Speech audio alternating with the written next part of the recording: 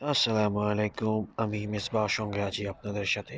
তো আজকে আমরা দেখব অ্যাপসারের পাসওয়ার্ড যদি ভুলে যাই তাহলে কিভাবে রিকভার করব।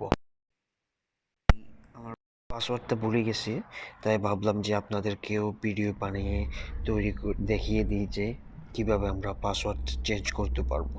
তো সর্বপ্রথম অ্যাপসারটা ওপেন করতে হবে, তারপর ফরগেট পাসওয়ার্ডে ক্লিক করব। অ্যাপসার ওপেন করার পর ফরগেট পাসওয়ার্ড ক্লিক করার পর কিছুক্ষণ ওয়েট করলেই পেজটা ওপেন হয়ে যাবে। এখানে ইকামা নাম্বার প্লাস আপনি যেই মোবাইল নাম্বার দিয়ে অ্যাপসার ওপেন করেছিলেন ওই মোবাইল নাম্বারটা দিয়ে দিবেন। ওই মোবাইল নাম্বারটা দেওয়ার পর এখানে স্ক্রিনে একটা নাম্বার শো হবে, ওরা জেনারেট করে দিবে। ওই নাম্বারটা আপনার হুবাহু ওই খালি অপশনে উঠিয়ে নিতে হবে। এখানে লেখা আছে ইমেজ কোডটা দিয়ে দিব। ওই লেখাটা দেওয়ার পর নেক্সটে ক্লিক করব। নেক্সটে ক্লিক করার পর এখানে একটা কোশ্চেন জানতে চাইতেছে আপনার কাছে কি আছে, পাসপোর্ট আছে বা ডিপেন্ডেন্ট কোনো ইকামা নাম্বার আছে যা আপনি দিতে চান।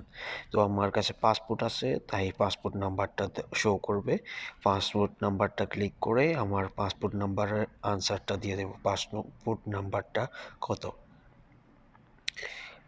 পাসপোর্ট নাম্বার উঠানোর পরে আমরা নেক্সটে ক্লিক করব। নেক্সটে ক্লিক করলাম, দেন দেখুন একটা অ্যাক্টিভেশন কোড যাবে।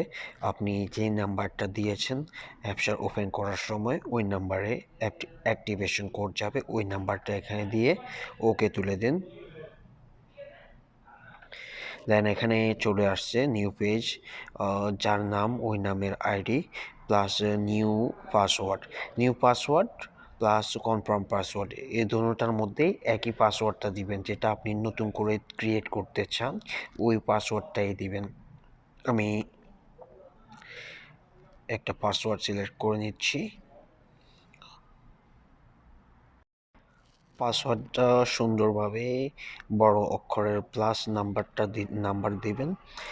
এটা ভালো হয় কিছু লেখার পর কনফার্ম হলে একটা খাতায় লিখে রাখলে, তাহলে সমস্যা হয় না। বা মোবাইলের মধ্যে নোটপ্যাড থাকে, ওই নাম্বারে ওইখানে সেভ করে নিলে বেটার হয়। দেখুন আমাদের পাসওয়ার্ডটা রিসেট হয়ে গেছে।